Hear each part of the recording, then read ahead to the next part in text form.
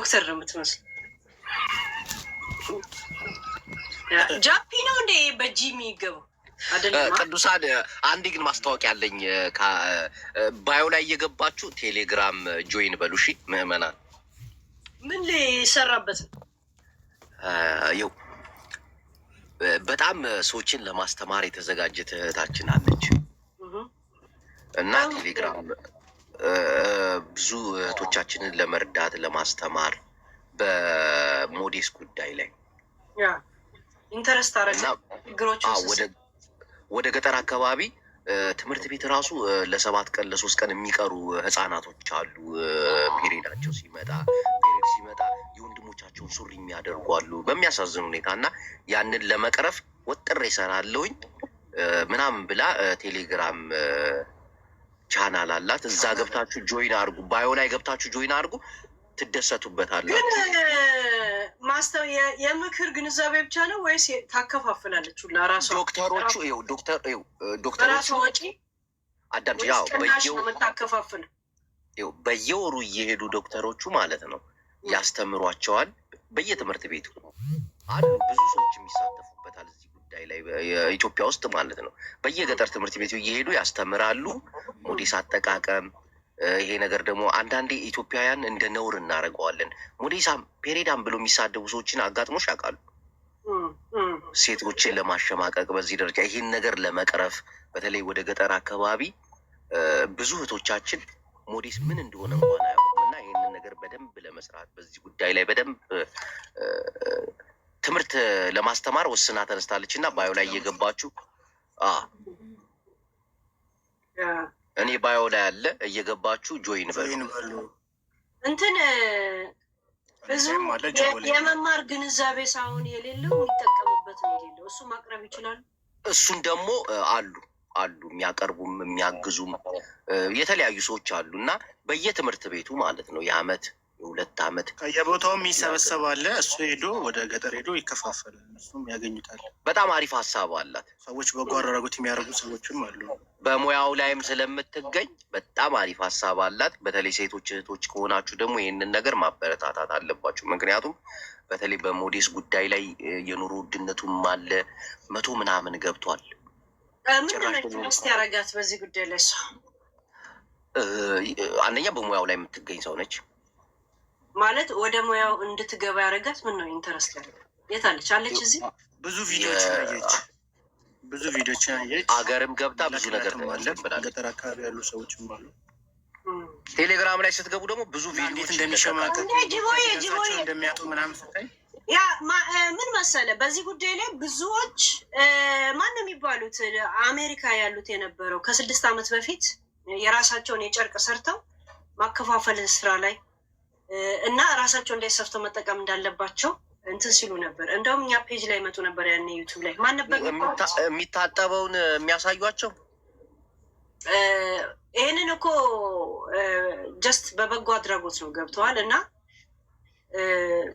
ያ ተውባክ ለማንኛውም ብዙዎቹ እንዴት መጠቀም እንዳለባቸው ምክር ብቻ ሳይሆን ሊሰጣቸው ይገባል ብዬ ነው የማስበው። እና እሱም እኮ ሊሰጣቸውም እኮ ነው። አንድ ሁለተኛ ነገር ደግሞ የሆነ የሚታጠብ አለ መሰለኝ እየተጠቀሙ የሚታጠቡ እሱ ነገር አስቢ እስኪ ኢትዮጵያ ውስጥ ታጥቦ ተሰጥቶ ኢትዮጵያ ውስጥ የት ነው የምታሰጭ? ብዙ ጊዜ እንደዚህ ነገሮች ጥዩፍ ነገር እንደሆንክ ነው የማየው። ሴቶች የሚያስጠይፍ ነገር ነው ግን ወንዶች እሱ ስሜት አላቸው። ከዛ ውስጥ ደግሞ የአንዱ ስሜት ያንተ ይመስለኛል። እና እውነት ሚስትን አክሴፕት አደርጋታለህ በእንደዚህ አይነት መንገድ?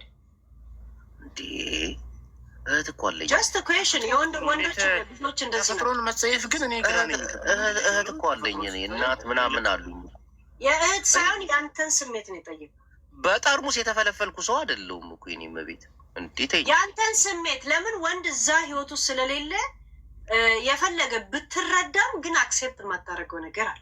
ለምንድን ነው የምትጸየፈው? አንድ ሴት ልጅ ፔሪድ ላይ ስለሆነች ለምንድን ነው የምትጸየፊው? እኔ አሁን መውለድ ማለት ኖርማል ነው። አንድ ሴት ወልዳ ከዛ ቤትን የምግብ ወስጄ አልበላም፣ ከሀዘን ቤት ምግብን ያልበላም። ትጸየፊያለሽ? የኔ እንትኔ ነው መቼም ልተውም አልችለው ነገር ገብቷል። እንደዛ ጥያቄን የጠየቅኩህ አንተ ነው። እኔ አሁን ከሀዘን ቤት ምግብ ሰው አምጥቶ አልበላም። ልክ ነሽ። ብዙ ወንዶች ፔሬዳም ሞዴሳም እያሉ ስለሚሳደቡ ያንን ነገር እንደ ማንቋሸሽ፣ እንደ መጥላት፣ እንደ መጸየፍ ይወስዱታል ብለሽ ታምኛለሽ እንጂ ይሄ ነገር የሴቶች ግዴታ ነው። አንድ ሴት የሴትን የእግር ንጽህናም ለማትቀበል እችን ትቀበላለች። የሴት ልጅ እግር ጽዳት ምን አለበት ቢጸዳ? ያ እቺ ላይ በጣም አከራካሪ ሀሳብ ያለ ሰው ነህ። ይህንን ሰው አምነህ ትቀበላለህ? አሁን አዳምጪኝ። አንቺ እስከነ ፈንገስሽ የእግርሽ ፈንገስ መተኛት አለብሽ? እንዲህ ጽዳት እኮ ነው። ኦኬ፣ እሷም እንደዚህ አይነት ወቅት ሆና ትስማታለህ? አሁን ፔሬድ ላይ ሆና ተፈጥሯዊ ግዴታዋ እኮ ነው። ያ ግን ትስማታለህ? እሱን ከነገረች በኋላ ማለት ጀስት እኔ እንደዚህ ላይ ነኝ ያለች ሆዷን ለምሳሌ አሁን ፔሬድ ላይ ነኝ ብላኝ ሆዴን ይቆርጠኛል ስትል በሁለት እጅ ሆዷን እቅፍ አድርጌ እሽት እያደረኩ አንገቷ ስር እየሳምኩ ምናምን አስተኛታለሁ። እንዴት ነው ታስዳ?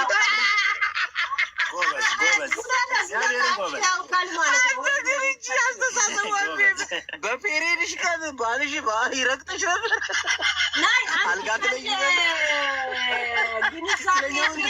ማኔርን ሁላ የምትጠየፍበትን መንገድ ሳይ ይሄን ነገር እንዴት አክሴፕት ያደርጋል ብዬ ነው የጠየፉት። ግን ሄሎ ብዙ ወንዶች እንደዚህ ይሉ ነበር። አሁን ያዩዋቸውን ወንዶች እኔ እንኳን ችግር የለብኝም፣ ለቴም ገዝቼ አውቃለሁ። ችግር የለብኝም። አንዳንድ ወንዶች ግን የሴቶችን ሁኔታ ስቃይ፣ ሞራላቸው ሲወርቅ፣ ፕላስ ደግሞ ኮንፊደንስ ሲያጡ በቃ በዚህ ደረጃ ይጎዳሉ እንዲ ብለው ማይንዳቸውን የቀየሩ ብዙ ወንዶች አሉ።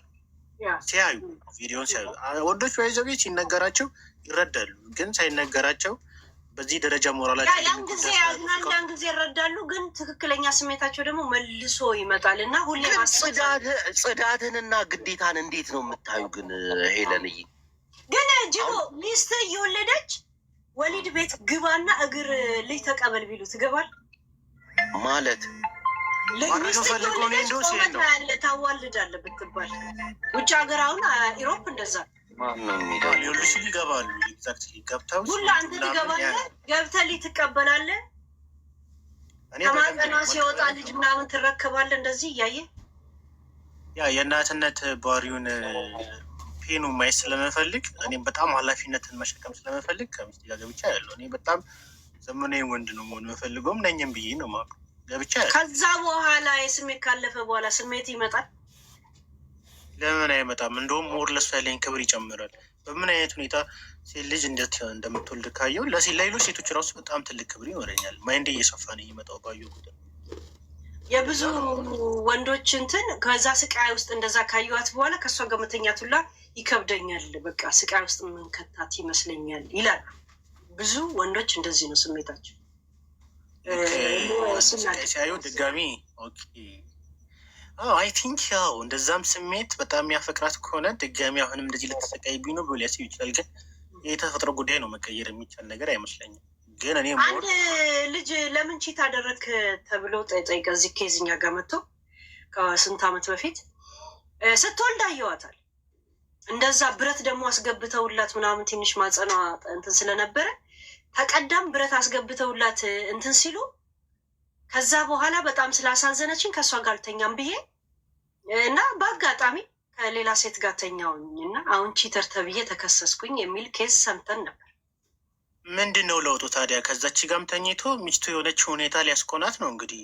ይህ ቺት የማድረግ መንፈስ ነው እንጂ ወይ መተው ነው። ሴክስ ማድረግ ትቻለው፣ አላስወልድም፣ ካሁን በኋላ አልጠቀምም መቀይም ብሎ ቢናገር ኖሮ ኦኬ። ያቺንም እንደዛ እያደረገ ከሆነ ይሄ ማየቱ አይደለም። ያቺንም እንደዚህ እያደረገ ነው ያለው። ለውጡ ምንድን ነው? ለዛ ይህ የቺት ማድረግ መንፈስ ነው ብዬ ነው የማስበው። እኔ ሳይ እንደውም ሞር ጭንቅላት ይሰፋል፣ ለሚስት ያለ ክብር ይጨምራል። ያ የብዙ ወንዶች ግን ከዛ በኋላ ይከብደናል ወሲብ ማድረግ ነው የሚሉት። አንዳንዶቹ ደግሞ እንደ ምጡ ይረሱታል አብረው ማለት ነው። ልክ ሴት ልጅ ምጧ እንደምትረሳ ወንዱም አብረው ይረሳል። መርሳት ተፈጥሮ ነው፣ በቃ ተፈጥሮ ነው። ለእሱ ያለው ግን ክብር የእናትነት ባህሪ ምን አይነት እንደሆነ ይረዳል። ለልጁም በጣም ኃላፊነት ይወስዳል፣ እሷን የሚንከባከባል። እንደዛ ነው መሆን ያለበት ብዬ ነው የማስበው ወንድ። እኔም እንደዛ ሆናለሁ ብዬ ነው። ገብታ አታውቅም ውላዳ ቤት? ኧረ እኔ ገና ሪሌሽንሽፕ ላይ ነኝ። ልጅም የለኝም ገና አላገባሁም። ግን በጣም ወዳት ጓደኛለች። ቆራጥ አገባ የዛኔ ያለው ያ ፍቅር ላይ በጣም ጎበዝ ነኝ። ዘቢ እንደመቀለደው አይደሉም። አይ እግዚአብሔር ያጽናል። እስከ ውላዳ ቤት ያስገባ ደጋግም። አሜን አሜን አሜን አሜን አሜን። እና ጅቦ ላሽ ብሏለም። ቴሌፎን እኮ በተደጋጋሚ እየተደወለለት ሊወጣ ነበረ እሱ ራሱ ለዛ ተደውሎለት ይሆናል። እና አሁን የዴዚን የእናቷን እልፈት ምንም ሳናስበው ወይ ሳናወራው እንድናልፍ እየተደረገ ነው ማለት ነው። እንደዛ ከሆነም ችግር የለውም እናልፈውና በኋላ አይዞሽ እንላታለን። ይሄ ነገር ትኩስ ነገር ስለሆነ ሰዎችም ቀዝቀዝ ያርጉትና ልጅቷ ከተረጋጋችን በኋላ ቢሆን እኔ እንጃ እዚህ ቶፒክ ላይ ማውራት ውስጤ ግን አልፈቀደውም። አላውቅም። ልጅቷም ሕፃን ልጅ ስለሆነች ያው ሲወራበት መጨረሻ ላይ ወዴት ነው የሚሄደው? እንደተጣሉ ምናምን ያሉ እሷን መጉዳት ነው የሚሆነው። ገብተዋል። አንድ እሱ፣ ሁለት ደግሞ ቲክቶክ በጣም የሚያስጠላው የእናትየዋ ሞት እዚህ መጥተው ልክ እንደሞተች ሲያረዱ መርዶ ሲነግሩ ምናምን ሳይ ትንሽ እኔ ለእኔ ከብዶኛል። እንደዛ መሆን የለበትም። ይሄ ትክክለኛ ህይወት ጉዳይ ነው፣ ቀልድም አይደለም። ካለፈ በኋላ የሚወራ ከሆነ ይወራል፣ ማይወራም ከሆነ መቶ ነው። ሲሪየስ የሆኑ ነገሮችን መነካካት አያስፈልግም። የዛን ህይወት ማበላኛኛ ጨዋታ ነው። ለዛ ዞሩ ጀመሩ እኮ እንደዚህ ብላ ጽፋ እንደዚህ ብላ ልጅቷን ቶርች ሊያረጋት እርጉዝ መሆኗን ሁላ ይረሳሉና ችግር የለውም። እኛ እናልፈዋለን። እኛ እሺ ትክክል። ቤታቸውን ከፍተው ደግሞ ለጥፈው ምናምን የሚያወሩ ሰዎች አድቡ። በቃ አንዳንዴ ትክክለኛ ህይወት ነው። ሰውን ተበጠብጣ ዴዚ እርጉዝ ናት። የራሷን ህይወት ነው የመረጠችው። በቃ ሊቭ ያለውን ዚስ ኢስ ማይ ላይፍን ያለቻት እንጂ አንቺን አልወድሽም ወይ እንዋደዳለን ምናምን አላሉም። እና ሰው ደግሞ በሰከንድ ውስጥ ምን እንደሚከናወን አታውቅም። የምትበላው የምትጠጣው ምግብ ትን ብሎ ልትሞት ትችላል። ገብቶቿል። እና ያንን የሆነ ሰው ላይ ባዘፈዝፉትና ያ ሰው አይምሮ ቶርች እንዲሆን ባታደርጉት ጥሩ ነው። በዛ ላይ ዴዚ ስሜቱን እንኳን የማታውቅ የመጀመሪያ እርጉዝ ናት እና ተዋት። አሁንም ዞራችሁ ወደ ዘርና ወደዚህ የጠነባው የሰለችን ፋሽኑ ያለፈ ምናምን ውስጥ ልትገቡ ከሆነ እኔ አናወራበትም። እሺ አብሽር። ምናወራው ብናጣ የእናንተን ድንግል ወደኋላ ተመልሰን እናስብበታለን። ወደ ከፋ ምን ይደረግ ይሄ እውነት ያለታ ምን ለብሰ ነበር እንላለን። ምናወራ ካጣ ምን ይደረግ? ለምን ልጆቹ የመጀመሪያ ላይ እንደዚህ አይነት ነገር ከተረበሽ ከአዲስ ውላዳ ጋር ወሊድ ጋር ምን ትሆናለህ መሰለህ? ሆርሞን ይቀየራል። ገብቷል? ሴት ልጅ ስትወልድ ሆርሞኗ ይቀየራል እና ከሆርሞን ጋር ከሚዲያ ቶርች ጋር እሱሱ ደስታ ያመጣል የምትለው ልጅ ብስጭት ሊያመጣብህ ይችላል። ገብቷል? ትክክል። እርግዝና ራሱ የመጀመሪያ ሲሆን ድንጋጤም አለው አይደል? እንደገና ወንዶች ደግሞ የእኛ ወንዶች ምን ችግር አለብን መሰለ? የፈለገ ልንለምደው ማንችለው ነገር ሊለምዱት የማይችሉት ምንድን ነው? ሴት ልጅ ስትወልድ የሚቀየረውን ሆርሞን ነው ብሎ ሊሰሙ ይችላሉ እንጂ ለምን ያህል ጊዜ እንክብካቤ እንደሚያስፈልግና ትሪት እንደሚያስፈልግ ይህንን አምነ መቀበል አንችልም። የእውነት ይሄ ኮሌራ፣ አምቤባ፣ HIV ምናምን ካልሆነ ይሄ የሆርሞን መቀየር በሽታ አይመስላችሁ? ታውቃለህ? አንዷ እዚህ ከተማ እዚህ ሀገር 3ኛ ነው 2ኛ ልጅ ወልዳ እንትን ሆነች እና ሆርሞኗ ምን ነው የሚያደርጋት? ራሽን አጥፊ ብቻ ነው የሚላት እና 15 ቀን 20 ቀን ሆስፒታል ሆነች። ሰውየው ስራ እንዲያቆም ተደረገ። የልጁ አባት ገብቷል። መንግስት ሁሉ ነገር እሱ የስራውን ሁላ ሊችለው እሷን ጠብቃት ተባለ እና እንደ አጋጣሚ ቤት ሲቀይሩ መኪናው ቤት ጠፋበትና ሲደውል በቃ እዛ አለበት ጠብቀኝ እኔ እመጣለሁ አለው። መኪናውን ሄዶ እስከሚያመጣ ባክግራውንድ ገብታ ራሷን ሲጣረገች። ይሄን ያልነው ማለት ነው። 4 ልጆች ጥላበት እሷ ሞተች። ገብቷል። እና እንደዚህ ሆርሞን መቀየር የአይምሮ ከወሊድ በኋላ የሚመጣ ሆርሞኖችን የኢትዮጵያ ወንዶች በፍጹም አይገባቸውም። በቃ ከወለደች በኋላ ጠላችኝ፣ ከወለደች በኋላ ሌላ አማራት ላይ ምናምን ነው ሲበዛባቸው ወደዛ ይሄዳሉ፣ ማሰብ ይሄዳሉ። ገብቷል? ወደዛ ይሄዳሉ። የተወሰነ ጊዜ ነው እንደዛ ሊሆን ይችላል ይላሉ። እየበዛ ሲመጣ ያንን ረዥም ጊዜ መቀበል አይችሉም። ገብቷል? በጣም ከባድ ነው። እኛ ወንዶች በደንብ አንደርስታንድ ማድረግ ይኖርብናል ማለት ነው። ወይ ወንድ ጠረን የሚያስጠላቸው አሉ፣ እንዳደርስብኝ የሚሉ አሉ። ድሮ ከዛን የኢሮፕ ሲስተም ላይ ታውቃለህ፣ ድሮም እንደው እስከምትወልድ ነው ምናምን ይላሉ። ግን አይገባቸውም። በቃ አስጠልቷት እሱ ሳይሆን ያስጠላት ጠረን ያስጠላትና እንግዲህ ጠረን ስታስጠላ ማለት መነጫነጫ አለ አይደል? ሲመሽ ያስጠላሃል። ምን ያስጠላል? እሱ ደግሞ ምንድን ነው የሚባላል? በማል ጭቅጭቅ ይመጣና ብንለያይስ ብለህ ሰበብ ፈጥረህ ረብሻ ትፈጥራል። ግን እኮ ትወደዋለች፣ ግን ጠረኑን ላያስጠላል። ገብቷል? ይህንን ነገር ወንዶች አክሴፕት ማድረግ አይችሉም። ይችን ነገር ከወለደች በኋላ እንትና ድሮም ለልጅ ነው የፈለገችው ለማስሩፍ ነው ምናምን የሚሉ አሉ በብዛት። ያው ውጭ ሀገር እንደዛ ነገር ይሄ የሴቶች የሆርሞን እንትን በተማሩም ራሱ ውጭም ባሉትም ምናምን ለሀበሻ ወንዶች ለሳምንት ቢገባቸው ነው። ከዛ በኋላ ቅንጦት ነው የሚመስላቸው። ከዛ በኋላ የለም እነሱ የሚሰለቻቸውና ለበሽታ የራሳቸው የሆነ ትርጉም ይሰጡታል። ገብቷል? እቺን ነገር መልመድ ጉንፋን የያዘኝ ብትል የሚታይ ስለሆነ ስለሚያስል ያ ያሉ ይሄን ነገር ግን በፍጹም ቅንጦት ነው። አሁን ደህና አልነበረችም ይላል። ገብቷል? ይሄ ልጅ እኮ ሄዶ መኪናውን እስከሚያመጣ ድረስ መኪናውን ጭነቱ ላይ ወጥቶ እስከሚመጣ ባክግራውንድ እንትን ብላ ራሷ ነጥፍ። በጣም ከባድ ነው። ግን ወንዱም ባይዘዊ ሄሉ እንትን ነው ውጪ ሰርቶ የሚወጣበት ታይም ቤቴ አርፋለሁ ብሎ ስለሚያስብ ከዛ ደግሞ ቤቱም ሆኖ እኔ አሁን በተፈጥሮ ጭቅጭቅ አልችልም፣ ገደብ አለኝ። ልጆቻቸውን የሚጠሉ አሉ። ልጆቻቸውን የተወለዱትን ልጆች እና ልጆቻቸው እንዳያጠቁ ይወሰዳል። ጥላቻ እንዳልሆነ ያውቃሉ። እስከሚሻላቸው ልጅ እስከ መግደል ይሄዳሉ። ያስጠላቸዋል ሁሉ ነገር። ጮት አይፈልጉም፣ ድምፅ አይፈልጉም ምናምን። ከባድ ነው፣ ግን በጣም ከባድ ነው። ወንዱም ለምን አልተሸከመም አልተረዳም ለማለት ግን ይከብዳል። እኛም ብዙ ነገሮችን ለመሸከም ፈልግ ያመጣችው ነገር እኮ አለ። በቃ ይሄ እንትን ያደርጋታል። ገብቷል? ቅንጦት ምናምን በቃ አብዳለች ምናምን ነው የሚለው ነው። ከዛ ጋር የተያያዛል። አንዳንድ ሰው ውስጡ ይደነግጣል። ገብቷል? ትደነግጣለህ። ውስጥ ነርቭ ይደነግጣል። ይሄ መደንገጥ ሲባል ድንግጥ የምትለዋል እንዳለ እንትን ይደነግጣል። ገብቷል? ያን ጊዜ በምን እንትን ነው? እኔ አሁን ይህን ያህል አላውቅም ነበር እንዴ። ይሄ በጣም ከባድ እኮ ነው። ግን ይሄ ነገር ለስንት ጊዜ ነው የሚቆየው? አመት ሊቆይ ይችላል? 3 ወር 4 ወር ነው ወይስ እንዴት ነው? ገደብ አለ? አይዶን አሁን ያቺ ከወለደች እኮ 4 ወር 5 ወር በኋላ ነው ራሷ እንደዛ ያደረገችው። ተጠብቃ በጣም ረጅም ጊዜ በጣም በስተ መጨረሻ ልጆቻቸው ተወስደው ከአባትየው ጋር እንዲኖሩ፣ ግን እሷ ደግሞ ትሪት የሚከታተላት ሰው ይደረጋል። ህመም እንደሆነ ታውቆ ማለት ነው።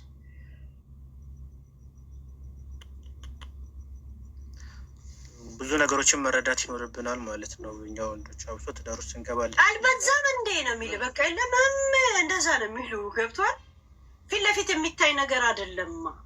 መነጫነጭ ብቻ ነው የሚመስለን። ማንኛውም ትልቅ ነገር ካንቺ ተምሬያለሁ። በጣም ቴንኪው ሄሉዬ። ፈጣሪ ልኝ ተጫዋችልኝ። መልካም ቴንኪው ማህበራችን ሊቀመንበራችን። እሺ ቴንኪው ጋይስ። ይሄን ይመስላል የዛሬ የማህበራችን ጨዋታ። እንዲህ ነው እንዲያንዳ እያልክ ብዙ ቶፒኮች አለን። ከዛ ፊት ሙዚቃ ልጋብዛችሁ ወይስ ምን ልበላችሁ? ናይ ወንድ የሀበሻ ወንድ እርግጠኛ እንዳለ የአፍሪካ ወንድ እችን ነገር ረዥም ጊዜ መቀበል ይከብደዋል። በዛ የተነሳ ብዙ ሰዎች አሁን ሲንግል ምናምን ሲሆኑ በጥጋብ ለብር ለምናምን ነው ይመስላችሁ። አይደለም የለም አይደለም። እየወደድክ ከዛ ሰው ጋር ለመጨቃጨቅ ስትል ግልግል ለማለት ከዛ ሰው ጋር ትለያያለህ። ግን ያንን ሰው ትፈልገዋለህ። ገብቷል? ያ ከባድ። አንድ ሙዚቃ ልጋብዛችሁና ተመልሼ ልምጣ።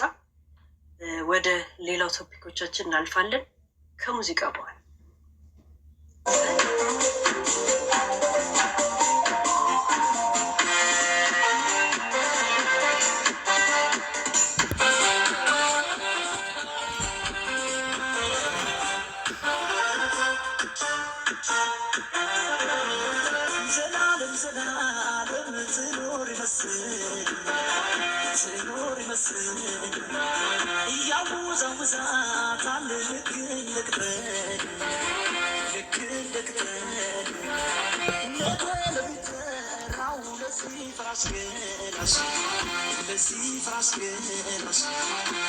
ግጥም አለ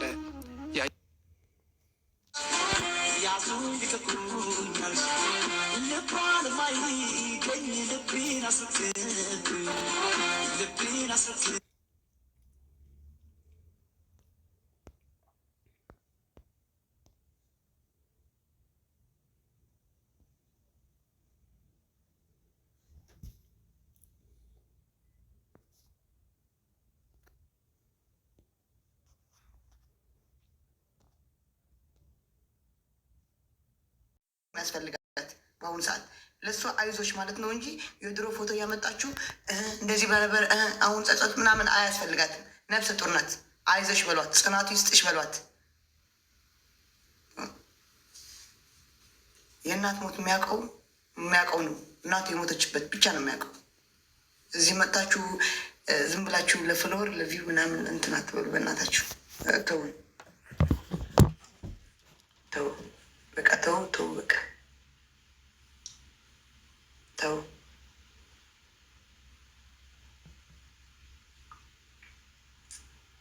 ምን አደረኳችሁ? እኔ ምን ስለበደልኩ? እኔ እግዚአብሔር ነኝ? እኔ ፈጣሪ ነኝ? ሰው የምገድል እኔ ምንድን ነኝ? እኔም እኮ ሰው እኮ ነኝ። በምንድን ነው እኔ ሰው የገደልኳት? ምን አርጋኝ? እናትየዋ እኮ ከኔ ጋር ታወራ ነበር በስልክ። ምናችሁ ነው? ምን አርግ ነው የምትሉኝ ለእኔ? ወሬ ብቻ በቃ ወሬ እንዲህ ደምቅላችሁ ብላችሁ ኧረ በስመ አብ በሉ። በስመ አብ ቅዱስ አሐዱ አምላክ።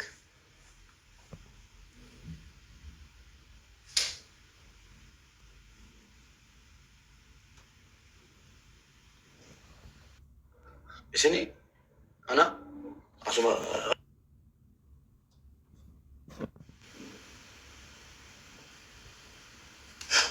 አባቱን ዝቅ ይላል። ትክክል እንደሆኑ በቃ ትክክል እንደሆኑ እንዲሰማቸው ይፈልጋል። በቃ በጣም ማለት ነው። በጣም የአሁኑ ልጅስ ይነግርሻል። የሰራሻትን ስራ ቁጭ ቁጭ ቁጭ ቁጭ ቁጭ አድርጎ ይነግርሻል። ፓረንቲንግሽን ቁጭ ቁጭ ቁጭ አድርጎ ይነግርሻል። ጉዳዩ አይደለም ብትቀሪበት ጉዳዩ አይደለም። ያሁን ልጅ ምንም ነገር አይመስሉም። ምንም ጊዜውም ተቀይሯል። ስለዚህ ራሳችንን ማስተካከል ግዴታ ነው። ራስሽን ብዬ ነው ዛሬ ነገርኩሽ። በዚህ እንትን እናንተም እዚህ ውስጥ ያላችሁ ሰዎችም አትሊስት እንዲህ በምታዩት ሶሻል ሚዲያ ላይ ልጅቷ ላይም አትፍረዱ። በቃ እግዚአብሔር ያጽናት፣ ከዚህ ያስተምራት፣ ልጁን መልካም ያድርግላት። ከዚህ በኋላ ህይወቷን ማኔጅ እንድታደርግ እግዚአብሔር መንገድ ይምራት። በቃ ልጅቷም ታሳዝናለች። እንኳን በዚህ ሰዓት ህፃን ልጅ ሆና እርጉዝ ሆና ግራ የሚያጋባ ነገር ውስጥ ነው የወደቀችው። በጣም ነው የምታሳዝነው። እኔ በጣም ነው ያሳዘነችኝ። ትናንትም ታሳዝነኛለች። ዘላለም ትኖር ይመስሎሻል? ያወዛውዛታል ልክ እንደ ቅጠል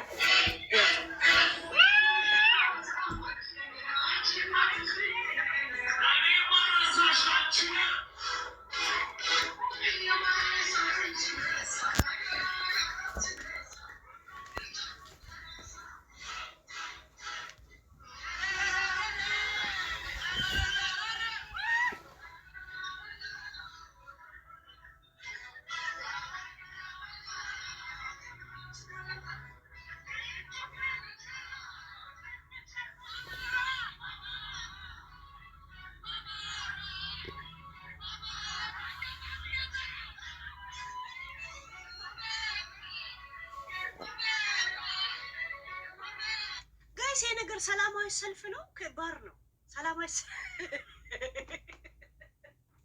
እዚህ ሰላማዊ ሰልፍ ኦር ባር ወይ ጎሽ የሆነት